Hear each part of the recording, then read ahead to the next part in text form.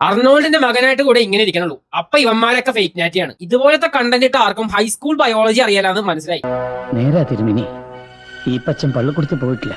Joseph ബയേന, അതായത് അർണോൾഡിന്റെ മകൻ, അർണോൾഡിന്റെ മാത്രം മകനല്ല, മിൽഡ്രഡ് ബയേനയുടെ കൂടെ മകനാണ്. അതായത് ജോസഫിന്റെ അമ്മ. ജനറ്റിക്സ് എന്ന് പറഞ്ഞാൽ കോപ്പി പേസ്റ്റ് ചെയ്തെടുക്കുന്ന ഒരു സാധനമല്ല. രണ്ട് പാരന്റ്സിൽ നിന്നും റാൻഡം ഷഫിളിലാണ് ഓരോ ട്രേറ്റ്സും കൊച്ചിന് കിട്ടുന്നത്. Muscle insertion point, limb length, androgen receptor density, myostatin expression, ഇതുപോലെ ബോഡി ബിൽഡിംഗിൽ അഫക്ട് ചെയ്യുന്ന കാര്യങ്ങളെല്ലാം റെപ്ലിക്കേറ്റ് ചെയ്യണമെന്ന് യാതൊരു ഗ്യാരണ്ടി ഇല്ല. അർണോൾഡിന്റെ മകനും അതേ എലീറ്റ് ജനറ്റിക്സ് വേണമെന്ന് പറയുന്നത് അർണോൾഡിന് ഒരു ലോട്ടറി അടിച്ച് അപ്പൊ മകനും ലോട്ടറി അടിക്കണം എന്ന് പറയുന്നത് പോലെയാണ്. See how dumb it sounds. നീ അതും പോട്ടെ, ജോസഫിന്റെ ഫസ്റ്റ് ബോഡി ബിൽഡിംഗ് കോമ്പറ്റീഷൻ ആണ് ഇത്. ആൻഡ് ഈവൻ ദോ ഒരു ഡീസന്റ് ഫിസിക് ആണെങ്കിലും വേൾഡ് വൈഡ് നാച്ചുറൽ കോമ്പറ്റീഷൻ നോക്കുകയാണെങ്കിൽ ഈ ഒരു കണ്ടീഷൻ ടോപ്പ് ലെവലിന്റെ അടുത്ത് പോലും അല്ല. കണ്ടീഷനിങ് അഥവാ ലോ ബോഡി ഫാറ്റ് പെർസെന്റേജ് എന്ന സാധനം കഷ്ടപ്പാട് കൊണ്ട് നേടിയെടുക്കുന്ന ഒരു സംഭവമാണ്. സോ നിങ്ങളുടെ സ്വന്തം അർണോൾഡ് ആയാലും റോണി കോൾമാൻ ആയാലും കഷ്ടപ്പെട്ടാലേ ആ ഒരു ബോഡി ഫാറ്റ് പെർസെന്റേജ് എത്താൻ പറ്റുള്ളൂ. കോമൺ സെൻസ് വെച്ച് ചിന്തിക്കാൻ പറ്റുന്ന ഒരു കാര്യം പറയാം. മോഹൻലാലിന്റെ മകൻ മോഹൻലാലിനെ പോലെ അഭിനയിക്കണ്ട.